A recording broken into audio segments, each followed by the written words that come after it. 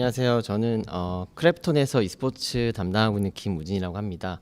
오늘 귀한 시간 초대해 주셔서 감사의 말씀 먼저 드리고, 오늘 저는 e스포츠 산업의 이해와 미래 성장 가능성에 대해서 한번 말씀을 드리고자 합니다. 그래서 오늘 말씀을 드리기에 앞서서 먼저 어떤 순서로 오늘 얘기를 할 건지 간단하게 말씀드리면, 일단 저에 대한 소개를 간단히 드리고, 그다음에 저는 성장의 측면과 이제 발전 가능성, 잠재력에 대한 측면 두 가지로 좀 나눠서 말씀을 드리고 싶고요. 성장의 측면에서는 뭐 하는 게임에서 보는 게임을 어떻게 지금 e스포츠가 진화되고 있는지, 그리고 e스포츠 산업 내에서 제가 지금 몸담고 있는 게임사, 뭐 혹은 종목사라고 표현할 수도 있는데, 게임사에서는 어떤 역할을 담당하고 있는지 말씀을 드리고, 가능성, 잠재 가능성, 포텐셜 부분에서는 현재 e스포츠 산업에서 일하는 종사자로서 느끼는 그런 e스포츠 컨텐츠 혹은 그런 트렌드의 변화가 어떤 부분들이 있는지 한번 설명을 드리고 싶고요. 마지막으로는 새로운 컨텐츠 장르로 계속 발전해 가고 있는 e스포츠 산업에 대해서 한번 말씀을 드리고자 합니다. 잠깐 서서 할게요. 좀 불편해요. 저에 대한 소개를 간단히 좀 말씀드리고, 먼저 제가 어떤 사람인지 좀 아시면 이 오늘 드리는 말씀에 대해 좀 더 이해하기 편할 수도 있어서 한번 말씀을 드리면, 제가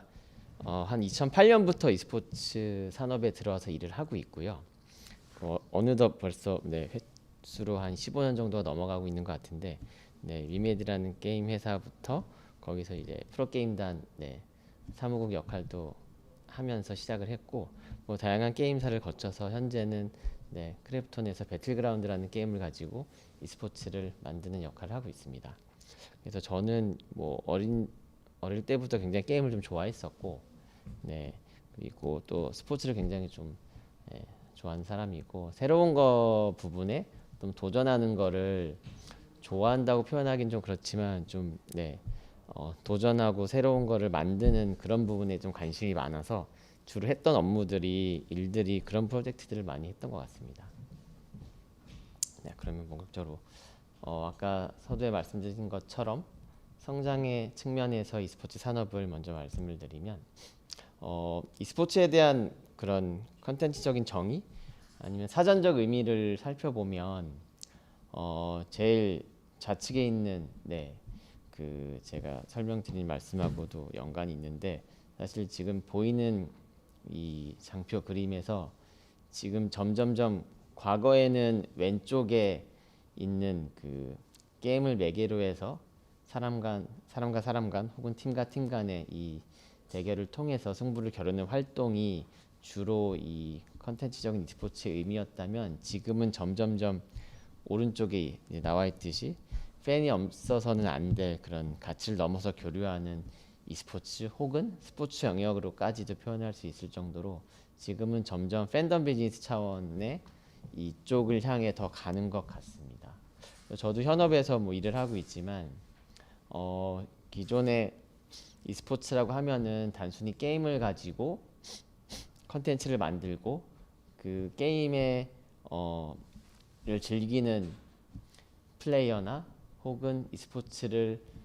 단순히 접해서 즐기는 팬들에게 포커스를 뒀다면, 지금은 오히려 이 컨텐츠를 팔로우하고 게임을 실제로 플레이를 하는 팬들도 있지만, 실제로 게임을 플레이하지 않는 팬들조차, 그리고 기존의 대중적인 컨텐츠 문화에 관심이 있는 이 시청층도 e스포츠 팬으로 유입하는 그런 모습도 보이고, 저희 종목사나 e스포츠 산업에 종사하는 사람으로서도 그런 노력을 굉장히 좀 많이 하는 것 같고요. 지금은 팬덤 비즈니스 차원에서 e스포츠에 대한 그런 컨텐츠 가치를 더 높게 치고 있습니다. 예전에는 이제 e스포츠가 시작이 사실 요 세 가지로 시작됐다고 저는 생각을 하고, 뭐 다른 강연 자리에서도 좀 말씀을 많이 드렸는데, 뭐 시작은 이 PC방, 우리나라의 좀 특징이기도 하지만 PC방과 스포테인먼트, 이 팬덤 요 세 가지로 좀 나눠서 생각을 할 수 있고요. 이 스포츠가 어떻게 발전했는지 초기 태동부터 시작부터 어떤 식으로 지금의 이르기까지 하나의 산업으로 성장했냐를 봤으면 볼 때 사실 우리나라에서 1990년대 후반 부터 사실 10대나 20대 지금 소위 MZ 세대들이 즐길 수 있는 놀 수 있는 그런 활동들이 사실 많지는 않았었어요. 그래서 뭐 운동을 하거나 뭐 다른 취미라거나 단순히 게임을 하는 그런 거였는데 PC방이 생기면서 단순히 게임을 하는 것을 넘어서 이제는 약간 언더그라운드에 있던 게임과 e스포츠의 그 문화를 한 단계 좀 언더그라운드에서 좀 올리는 역할도 했었고, 또 혼자 보통 즐기는 게임의 문화에서 이제 친구들과 같이 모여서 하는 그런 게임 문화로 만드는데도 PC방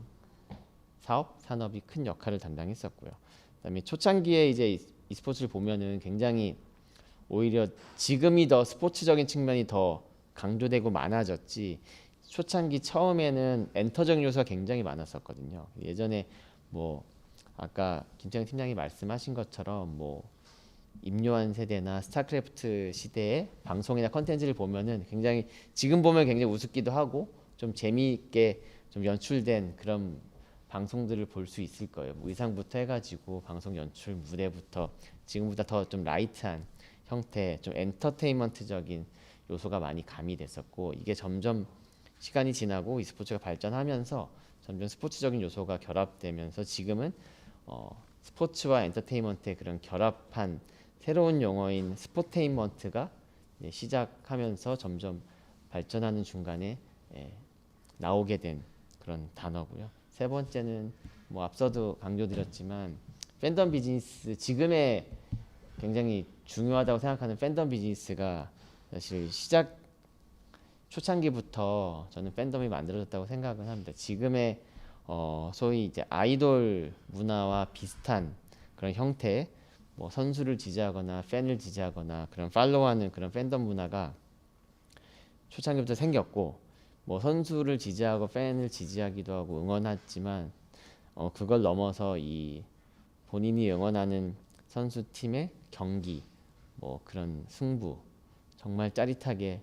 정말 감동을 줄 수 있는 그런 부분들까지 좋아하는 팬들이 늘면서 이 팬덤이 자연스럽게 형성이 됐다고 생각합니다. 그래서 요 PC방과 스포테인먼트, 이 팬덤 요 세 가지는 e스포츠 산업의 지금의 e스포츠 산업에 있기까지 큰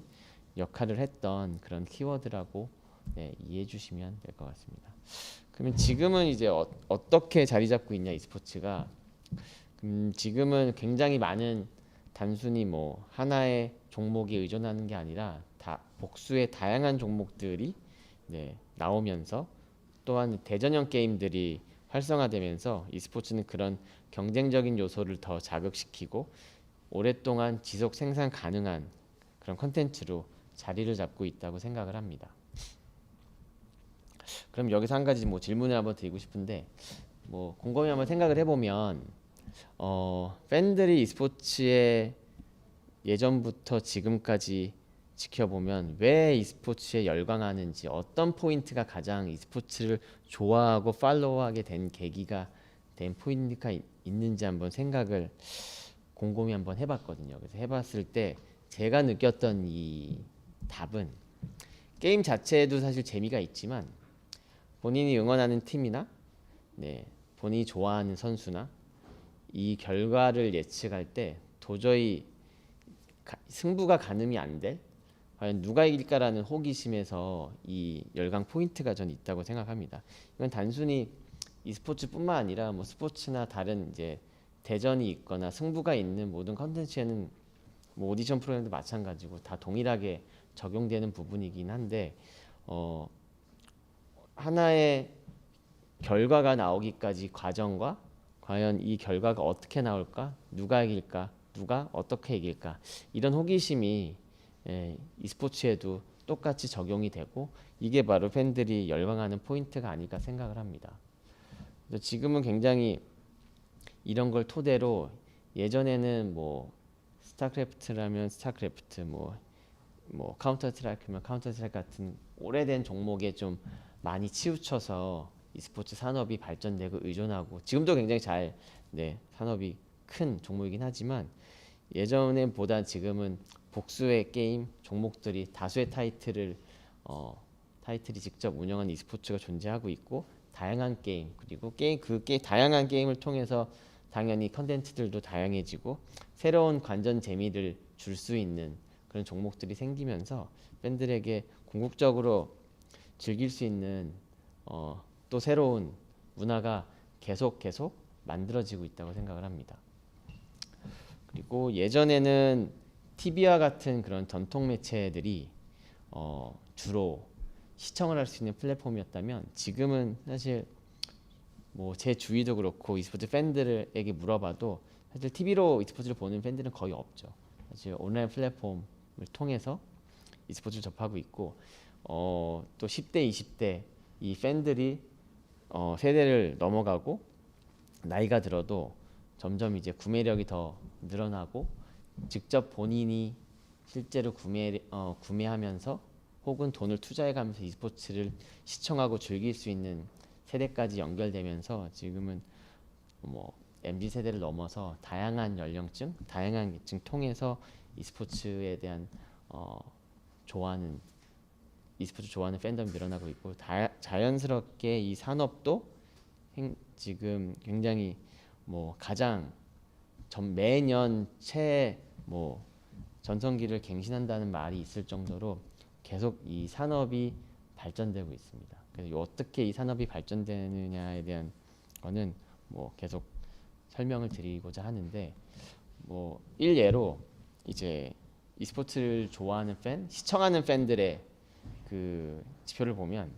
단순히 e스포츠를 1년에 한 번이라도 혹은 경기를 시청하는 팬이 이제는 올해 뭐 조사 통계에도 나와 있는 내용이긴 하지만 올해 기준으로 연에 이제 6억 명 이상의 전 세계 팬들이 이제 e스포츠를 즐기고 있고 한 번이라도 시청을 하고 있는 그 모습을 보고 있고 또 이제 e스포츠를 정말 많이 보고 열심히 시청하는 그런 하드코어 팬들과 뭐 가볍게 라이트하게 간헐적으로 보는 좀 라이트한 팬층을 나눠서 생각을 해봐도 이 두 개의 팬층이 매년 점진적으로 이 시청 숫자가 늘어나는 것을 볼 수가 있을 정도로 뭐 하나에 국한되지 않고 정말 e스포츠를 오래 즐기는 팬이나 뭐 되게 라이트하게 즐기는 팬 모두가 늘어나고 있고 이게 바로 팬덤이 점점 늘어나고 있다는 증거로 보실 수 있을 것 같습니다. 그럼 e스포츠 그 산업은 어떤 식으로 구성되어 있냐라고 한번 설명을 드리고 싶은데 뭐 쉽게 말씀드리면 지금 기존의 스포츠 산업과 유사한 형태를 보이고 있습니다. 그래서 제가 지금 속한 게임사, 종목사를 퍼블리셔라고 표현을 하고 저희가 직접 주최하거나 혹은 외부 파트너사 오거나이저가 주최하는 대회를 리그라고 표현을 하고 거기에 참가하는 참가자를 팀이라고 표현을 하고 이제 저희 같은 퍼블리셔가 직접 주최하는 대회를 이벤트라고 표현했을 때 이 네 개의 역할군에 따라서 e스포츠가 하나의 산업으로 선순환 구조를 이루면서 지금 발전돼 가고 있는 것을 볼 수가 있는데 뭐 그 안에는 뭐 스폰서나 외주 업체에서 직접 e스포츠에 투자하는 그런 브랜드도 있고 단순히 팬을 넘어서 시청자 실제로 소비를 할 수 있는 시청자들이 실제로 e스포츠를 보면서 소비까지 그리고 e스포츠 산업에는 이게 수익 구조로까지 이어질 수 있는 구조가 돼 있어서 소위 e스포츠 산업은 지금 굉장히 스포츠 산업과 비슷한 구조의 산업으로 발전돼 가고 있고 기본적으로 하나의 산업이 갖춰져야 될 요소들을 다 갖추고 있다고 보시면 될 것 같아요. 그래서 소위 10년 전, 12년 전만 해도 이런 구조가 사실 갖춰지질 않았었는데 e스포츠 산업이 커지고 소위 e스포츠를 통해서 투자가 들어오고 수익이 나오고 또 e스포츠 안에서도 직접적인 투자와 간접적인 투자를 통해서 이 소위 돈의 흐름을 봤을 때 10년 전하고는 사뭇 다른 거를 사실 저는 현업에서 느끼고 있고 지금은 이 산업을 어떻게 하면 더 오래 장기적으로 계속 유지할 수 있을지 더 발전시킬 수 있을지에 대한 고민을 e스포츠 산업에 있는 산업군에 있는 일하는 분들은 계속 그런 고민을 하고 있는 것 같습니다. 그래서 지금은 기본적으로 구조는 갖춰졌고 이제 점점 산업이 커지고 있지만 더 이거를 정교하게 좀 다듬고 더 한 단계 업그레이드 스텝업 할 수 있는 방법을 많이 찾고 있습니다. 뭐 잠깐 말씀드렸지만 이제 돈의 소위 돈 이제 수익의 측면에서 어떤 흐름이 있냐고 보면 이제 가장 이제 중요한 저희 같은 종목사가 주최하는 그런 대회 리그가 있고 거기 참여하는 팀이 있다고 했을 때 이 대회나 팀을 팔로우하는 이 팬들은 소위 이제 e스포츠를 통해서 티켓팅을 하고 굿즈를 사고 인게임 아이템을 소비하면서 직접적인 투자를 하게 되고 그다음에 이 리그를 볼 수 있도록 하는 이 플랫폼 미디어 온라인 플랫폼 뭐 다 아시는 것처럼 유튜브든 트위치든 뭐 여러 가지 많은 플랫폼들의 이 리그에 이 스트리밍을 할 수 있는 권한 권리를 가져가면서 여기에 또 리그에 투자를 하고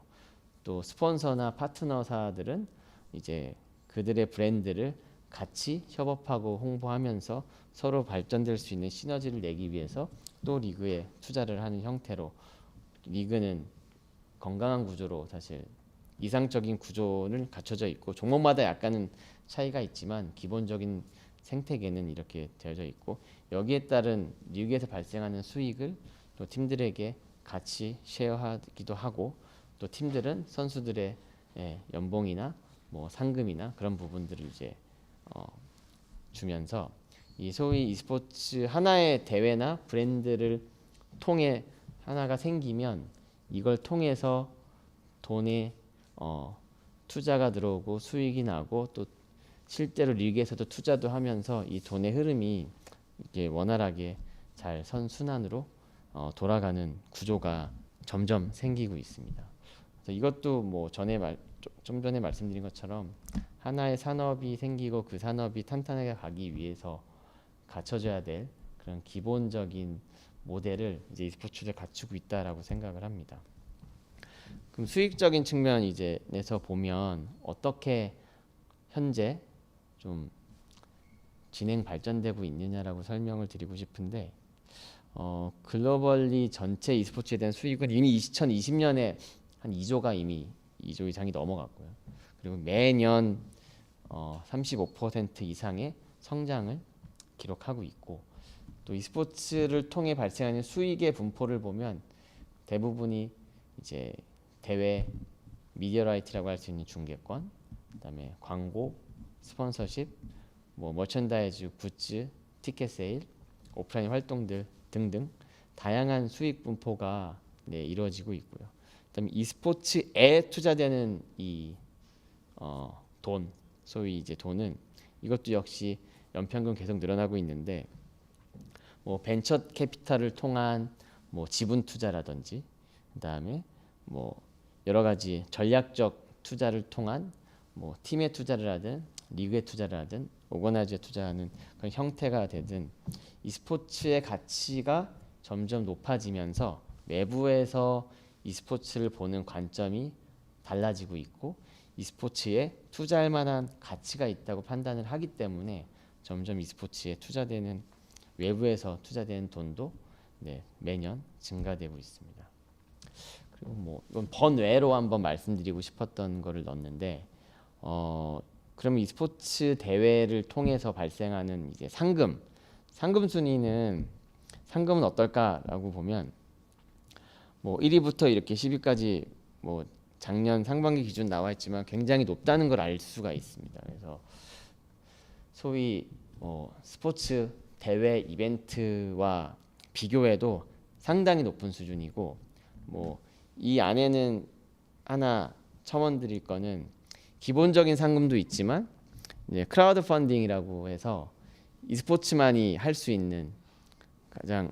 특징적인 것 중에 하나인데 단순히 주최사나 스폰서사가 제공하는 상금이 아니라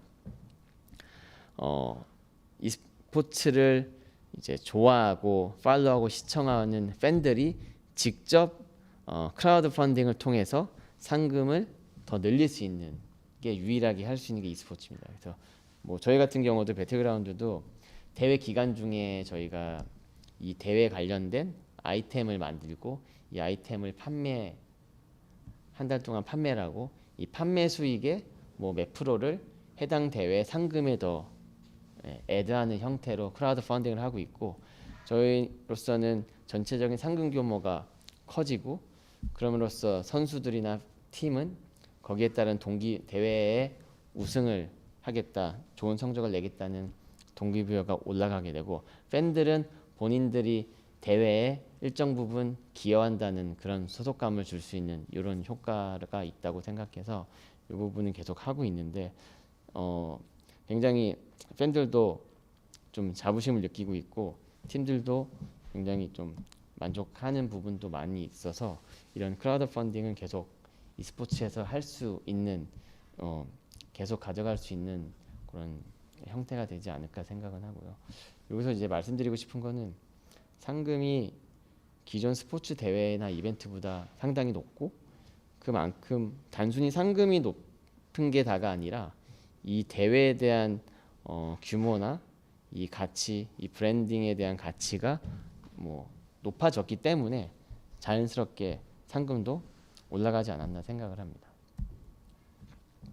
네, 그럼 e스포츠 산업에 대해서 이제 간단히 말씀드렸는데 이제는 제가 현업에 일을 하면서 그럼 종목사는 어떤 일들을 주로 하고 어떤 고민들을 하는지 한번 말씀드릴게요. 뭐 여기 나와 있는 대로 굉장히 e스포츠 관련된 업무가 많이 있는데 뭐 예를 들어서 대회 운영적인 파트가 있고 대회를 하기 위해 기술적인 파트가 있고 뭐 컨텐츠를 만들고 방송을 만들고 뭐 비즈니스 영역, 사업, 마케팅, 프로모션 뭐 최근에 가장 좀 신경 써서 보고 있는 거는 뭐 소셜 커뮤니티, 외부 커뮤니케이션 신경 많이 쓰고 있고 뭐 여러 가지 권역별로 업무의 카테고리가 있는데 여기에 추가적으로 더 저희가 e스포츠 팀, e스포츠를 하는 종목사에서 좀 하는 역할 중에 개발과 관련된 업무를 보면은 e스포츠 개발, e스포츠 R&D, 이커머스 요 세 가지로 구분할 수 있어요. 하나씩 설명드리면 e스포츠 개발은 e스포츠를 대회를 함으로써 뭐 예를 들면 e스포츠 경기를 볼 수 있는 그런 옵저빙을 업데이트한다든지 뭐 패치를 한다든지 e스포츠 대회에 맞는 패치를 한다든지 대회 관련된 기술적인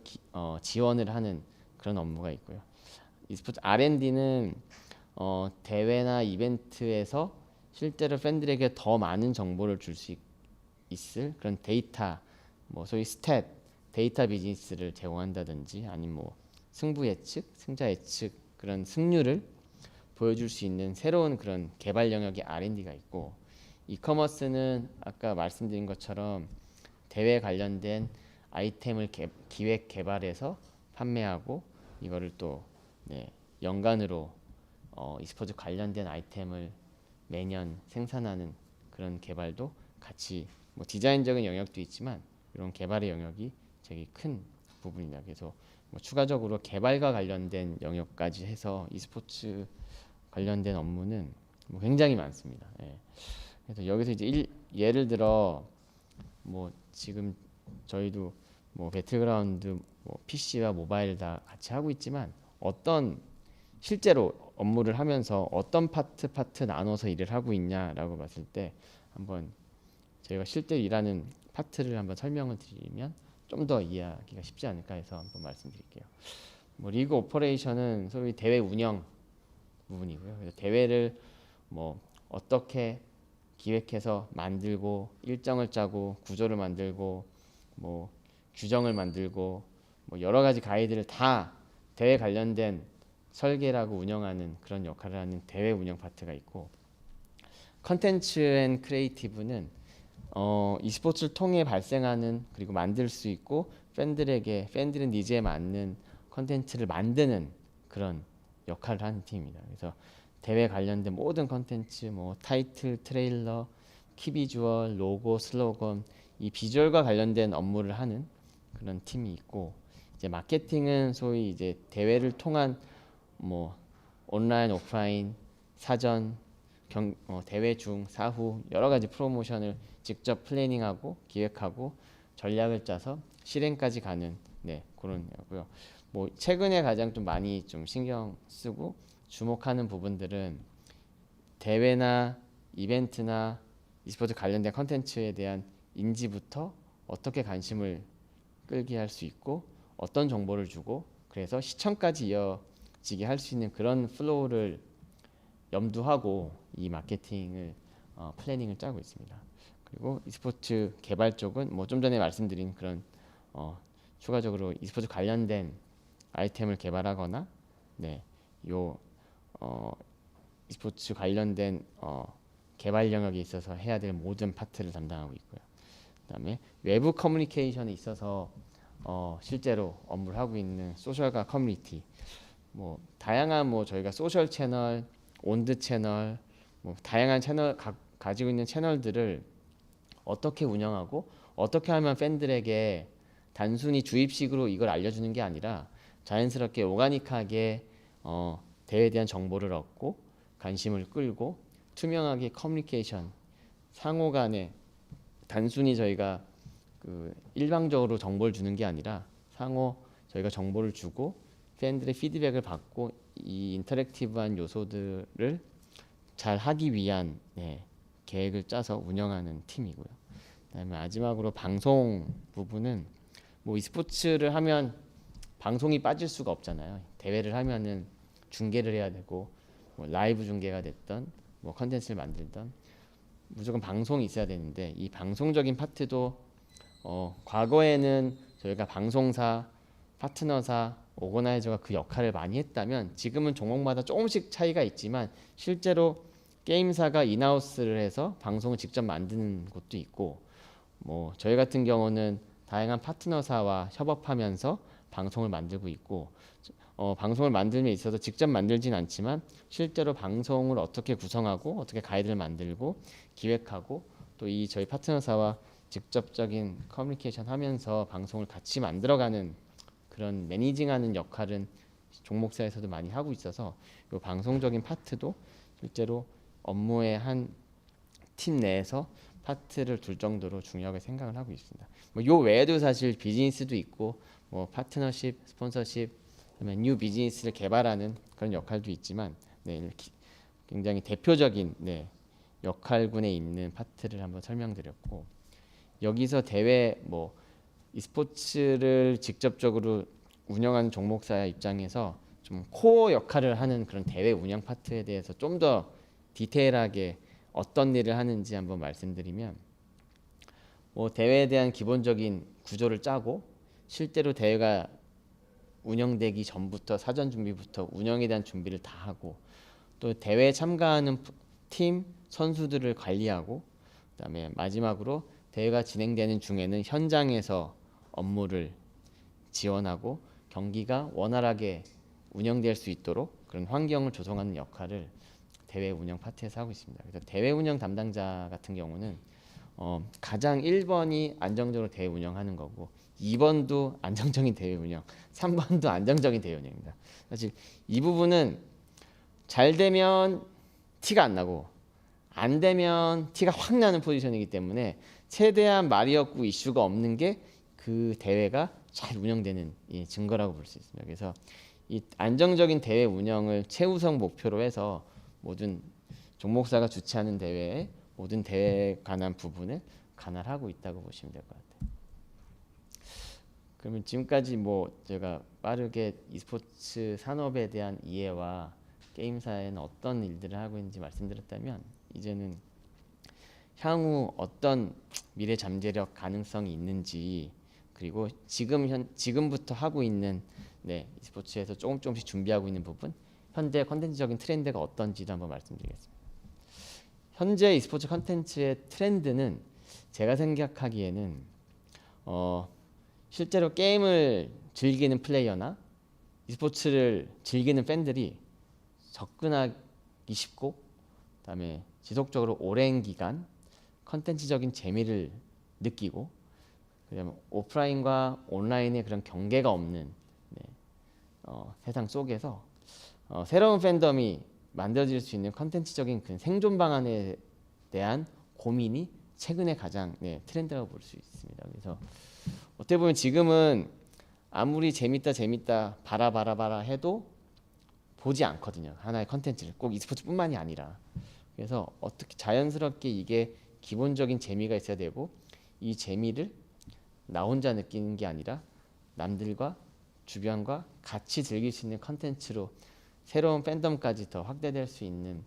그게 가장 핵심 요소라 생각을 해서 어떻게 하면 이거를 그렇게 방금 말씀드린 것처럼 만들 수 있을까라는 고민을 e스포츠 업계도 가장 최근에 많이 하는 트렌드입니다. 최근에 e스포츠와 게임에서 이 산업에서 나타난 특징을 좀 살펴보면 전 세 가지라고 생각하는데, 하나는 플랫폼이 다양해졌고, 두 번째는 새로운 장르가 계속 나오고, 세 번째는 e스포츠를 통해서도 하나의 스토리가 만들어지면서 소위 유니버스가 형성된다는 거. 그래서 하나씩 한번 설명드리면, 다양한 플랫폼에서 사실 핵심적으로 말씀드릴 수 있는 거는 모바일 게임 시장이 굉장히 커지고 있다는 겁니다. 그래서 모바일 게임 같은 경우는 이미 2017년부터 PC 게임의 성장률을 뛰어넘었고, 지금은 뭐 전 세계에서 게임을 즐기는 인구 중에서 모바일 게임을 즐기는 인원이 더 많아진 그런 세상이 됐고, 또 새로운 시장을 개척하면서 뭐 중국을 포함해서 인도, 뭐 동남아 관련 같은 국가들에서만 해도 모바일 게임을 즐기는 유저가 이미 7억 명을 넘을 정도로 많아지고 있습니다. 왜 이렇게 모바일 게임을 많이 하냐 했을 때, 굉장히 뭐 다른 PC든 콘솔 게임에 비해서 접근성이 일단 뛰어나고요.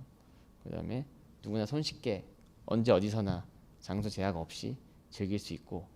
기기 보급률이 굉장히 좀 높다는 것도 있습니다. 그래서 뭐 동남아 국가든 인도 같은 국가는 PC나 콘솔의 보급률이 굉장히 좀 낮은 반면에, 뭐 핸드폰, 휴대폰은 누구나 다 갖고 있기 때문에 이 보급률에 있어서는 뭐 이 비율 차이가 어마어마할 정도로 이 보급률이 좋아서 게임이 성장하고, 자연스럽게 모바일 게임이 성장하면서 모바일 e스포츠도 자연스럽게 지금은 커지고 있고, 뭐 단일 종목뿐만 아니라 다수의 종목에서도 모바일 e스포츠 대회, 또 하나의 대회에 뭐 뷰어십이 뭐 최고 피크가 100만 이상 기록하는 게임들도 다수 있고, 뭐 이미 시청 시간만 치면 뭐 하나의 대회를 통해서 누적 시청 시간이 뭐 1조 이상 되는 종목들도 나올 만큼 모바일 e스포츠 시장도 점점 탄탄해지고 있고, 뭐 화면에도 있지만 이제 모바일 e스포츠도 자연스럽게 연간 플랜을 짜서 운영을 하는 종목사가 다수 생기고 있고, 뭐 펍지 모바일 같은 경우도 연간 플랜을 짜고 뭐 글로벌리 운영하면서 여러 가지 하고 있습니다. 채팅창에 질문이 들어온 거 한번 말씀드릴게요. 아프리카 시장에 대해서 어떻게 생각하시나요? 최근 아프리카와 중동에서 협력하면서 커지던데요. 아프리카 시장은 제가 뭐 정확하게 말씀드리긴 좀 어려운데, 중동, 그러니까 미들이스트 지역은 e스포츠 산업에서 굉장히 좀 주목하고 있는 시장입니다. 그래서 단순히 뭐 인구가 많아서 뭐 e스포츠에 투자하는 비용, 돈이 많아서가 아니라, 이제는 하나의 새로운 시장으로서 그 중동 국가에 대한 수요가 많아지고 있고, 뭐 저희도 배틀그라운드 같은 경우도 지금 글로벌 대회를 하고 있는데, 글로벌 대회 호스트하는 국가가 지금 시티가 두바이입니다. 그래서 왜 두바이에서 했냐라고 보면은, 저희도 앞서 말씀드린 것처럼 새로운 시장을 개척하고 새로운 팬덤을 만들고, 또 중동 국가에서도 e스포츠에 대한 같이 새로운 즐길 컨텐츠를 발굴하고 또 투자하는 비율도 높아지면서 자연스럽게 저희와 매칭돼서 대회를 개최할 정도로 중동 국가, 미들이스트 국가에 대한 e스포츠의 산업은 점점점 관심도가 높아지고 아마 더 커지지 않을까 생각을 합니다. 네. 그럼 또 이어서 하겠습니다. 첫 번째 특징이 플랫폼이었고 두 번째가 새로운 장르인데 뭐 제가 몸담고 있는 배틀그라운드 같은 경우도 배틀 로얄이라는 새로운 게임 장르와 새로운 게임 e스포츠 장르를 좀 구축한 부분이 있었고요. 그다음에 기존의 스포츠 장르, 스포츠 게임을 가지고 e스포츠를 하는 사례는 있었는데 이제는 스포츠 오거나이저가 직접 e스포츠를 찾아와서 제안하고 같이 하고 싶다는 의사 표명을 할 정도로 좀 예전과는 많이 좀 분위기가 바뀌었고 뭐 NBA 같은 경우도 NBA나 농구를 좋아하는 세대가 점점 올드해지고 있는 반면 젊은 세대들 뭐 소위 MZ 세대들 팬층을 유입시키기 위한 방법 중 협업 사항 중에 하나로 이제 e스포츠 리그를 주목하기 시작했고 실제로 NBA 2K 리그라는 그런 리그를 창설해서 실제 NBA 구단들이 직접 IP를 활용해서 운영을 하고 비시즌에는 e스포츠를 시즌에는 농구 요게 이제 굉장히 패턴의 하나의 연간 고리가 될 정도로 스포츠 장르도 단순히 뭐 대회를 하는 걸 넘어서 실제 스포츠 오거나이저와 협업을 하면서 같이 가고 있는 게 최근의 특징입니다. 세 번째 특징은 이제 하나의 스토리를 만들고 유니버스가 생긴다는 부분인데요. 뭐 유니버스는 다 아시겠지만 하나의 오리지널 IP를 성공한 오리지널 IP를 가지고 뭐 영화, 드라마, 웹툰 등등 다양한 방면으로 하나의 스토리가 다양하게 퍼지고 이 방대한 IP를 하나의 이제 묶는 90점 역할을 하고 있어서 컨텐츠의 성공 여부는 최근에는 유니버스를 구축할 수 있냐 없냐라고 판단할 정도로 굉장히 큰 팬덤의 확대에 있어서는 중요한 요소고요.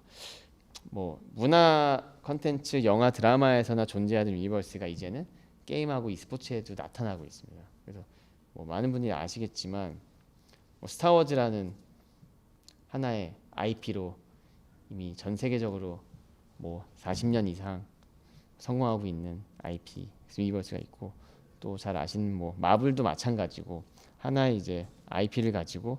매년 영화, 드라마 뭐 다양한 컨텐츠를 만들어가고 있고요. 게임에 있어서는 제가 예를 들었지만 콜 오브 듀티라는 게임이 매년 이런 시리즈물 하나의 이미 스토리가 만들어질 정도로 유니버스가 나오고 있고요. 기존의 스포츠 같은 경우도 뭐 축구를 좋아하시는 분들은 잘 아시겠지만 뭐 이런 UEFA라는 브랜드를 가지고 다양한 대회와 연간으로 이어지는 스토리라인이 매년 생길 정도의 유니버스가 있고 뭐 게임 e스포츠도 다양한 종목에서 뭐 도타, 뭐 LOL, CS:GO 같은 종목도 이미 e스포츠 팬들은 알 수 있을 만한 하나의 e스포츠 유니버스를 구축을 하고 있습니다. 뭐 제가 하고 있는 뭐 배틀그라운드 대회도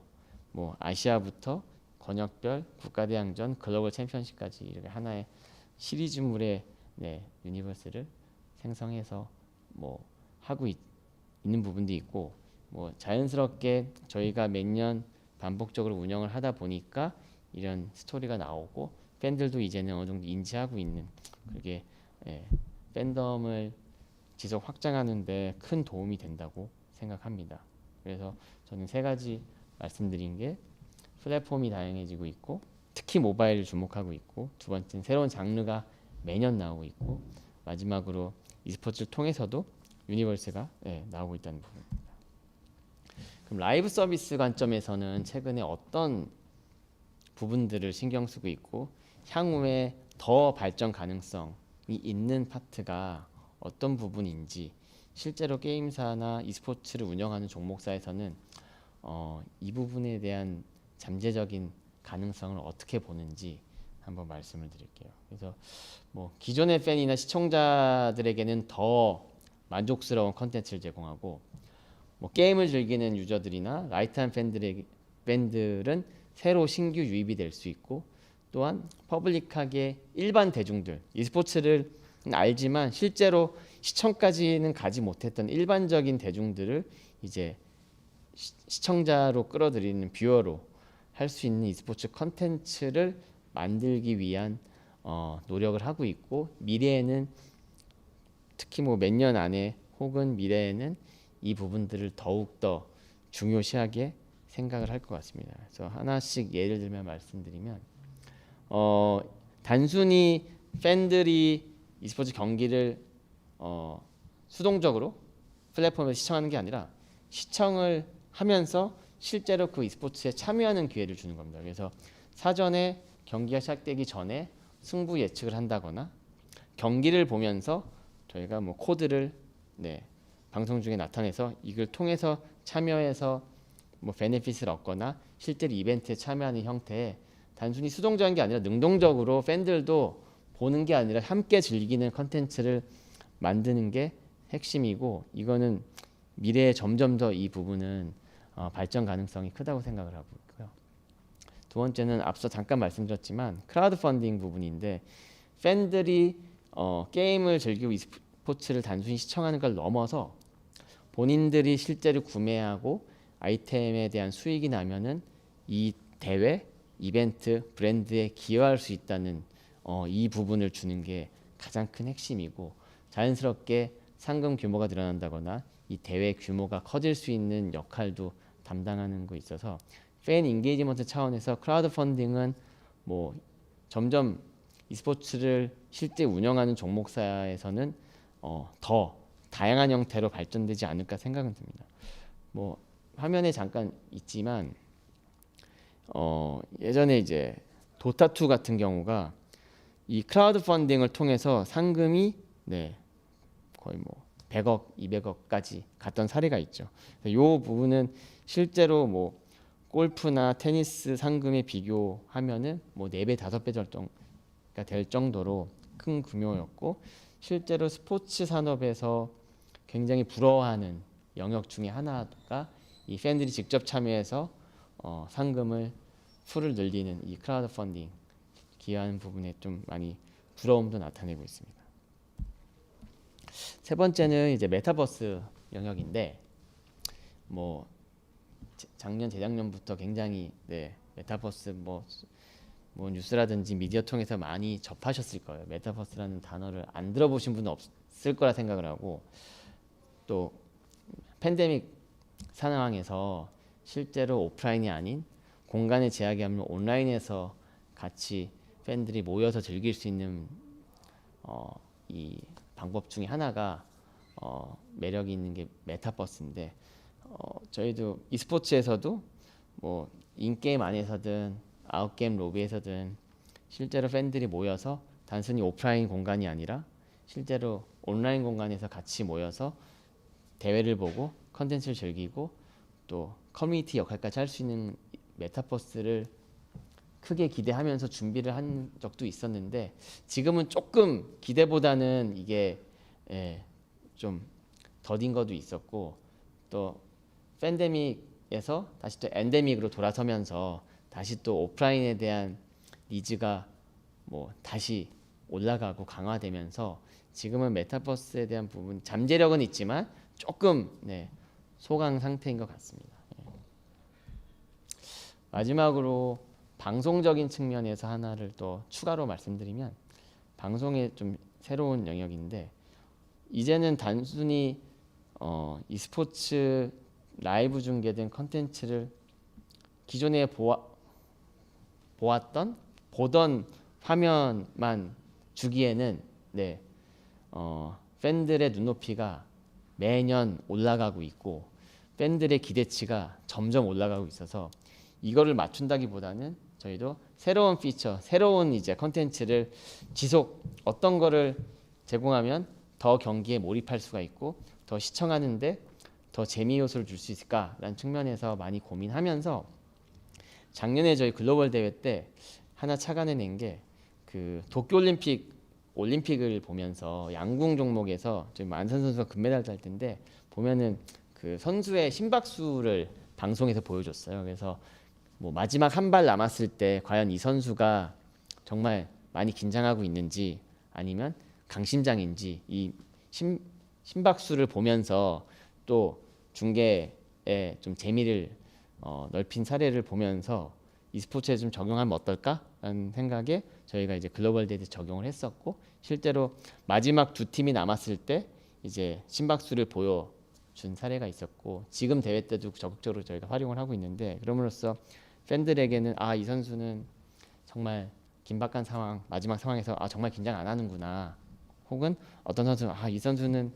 뭐 연차가 얼마 안 돼서 혹 신인 선수라 너무 긴장하는구나, 그래서 본인 실력을 잘 발휘 못할 수도 있겠구나라는 느낄 정도로 좀 팬들에게 얘기거리, 즐길거리를 좀 많이 주고 좀 긍정적인 피드백도 받아서 계속 이 부분을 하고 있고요. 두 번째는 이건 이제 포커 이제 카드 게임을 가지고 하는 방송 중계를 보면서 좀 착안한 건데, 경기를 보면서 지금은 스포츠에서도 뭐 축구든 농구든 이제 스코어에 따라서, 시간과 스코어에 따라서 이 승률이 나타내는 이 데이터를 굉장히 적극적으로 활용을 하고 있는데, 이 부분을 e스포츠에도 활용을 하면 어떨까라는 측면에서 저희가 한 4개 팀이 남았을 때부터 이 4개 팀의 현재 뭐 스쿼드와 상태와 지리적인 위치와 여러 가지를 종합했을 때 승률을 보여줍니다. 그래서 뭐 4개 팀 남았는데 어느 팀이 절대적으로 유리하면 한 50% 이상이 뜨는 거고, 아니면 정말 팽팽하다 그럼 뭐 25%씩 이렇게 4개 팀이 나올 정도로 이 팀이 어떻게 하면 1위가 될 수 있는 확률을 보여줌으로써 더 이제 보는 시청자 입장에서는 좀 편의성을 저희가 제공을 한 거죠. 어느 정도 승부에 대한 예측을 좀 할 수 있는 그런 포인트들을 주고 있어서 요 심박수랑 이제 승률을 보여줌으로 좀 직관적으로 라이브 중계 때 적극적으로 활용을 한 사례도 있었고, 뭐 이건 예로 들었지만 라이브 중계에 있어서는 매년 아마 새로운 컨텐츠들을 보여줄 거고 나올 거고, 거기에 대한 고민을 계속 하고 있습니다. 뭐 이뿐만 아니라 뭐 AR이 됐던 여러 가지 형태의 방송, 단순히 뭐 우리가 알고 있는 방송적인 측면이 아니라 새롭게 시도하면서 팬들에게 조금이라도 더 경기를 몰입하게 볼 수 있는 장치들을 지속 연구하고 앞으로도 더 계속 새로운 게 나올 가능성이 많을 것 같습니다. 뭐 또한 게임사 종목사 입장에서 생각해 보면, 뭐 게임사는 기본적으로 게임을 개발하는 회사고, 이 게임이라는 IP를 가지고 e스포츠 사업을 다양하게 하고 있고, 뭐 게임이라는 IP를 가지고 오리지널 IP로 아까 얘기한 것처럼 유니버스를 구축한 측면에서 뭐 영화든 웹툰이든 애니메이션을 만들고 있고,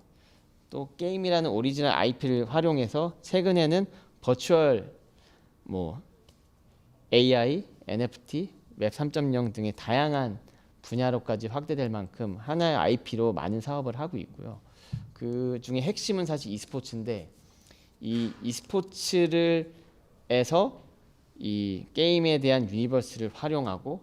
또 버추얼 휴먼, 뭐 웹 3.0도 e스포츠에 뭐 도입을 지금 하는 부분도 있고 고려하는 부분도 있고, 향후에는 더 적극적으로 할 여지가 많다고 생각하고, 이런 부분들을